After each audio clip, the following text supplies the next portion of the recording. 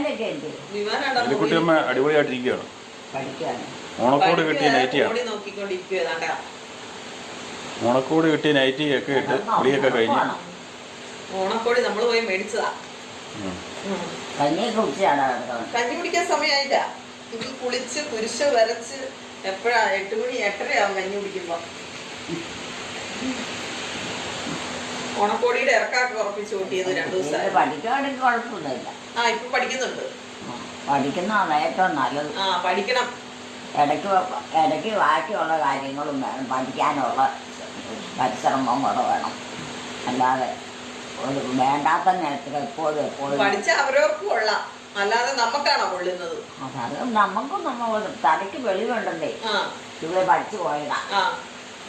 ഉമ്മ വെച്ച് പിടിച്ചതിൻ്റെ കൂട്ട് ഇതോട് ഓടി എന്തെങ്കിലും കഥപത്രമെല്ലാം കാണിച്ചുകൊണ്ടിരുന്നാൽ നമുക്ക് തന്നെ തലയ്ക്ക് വെളി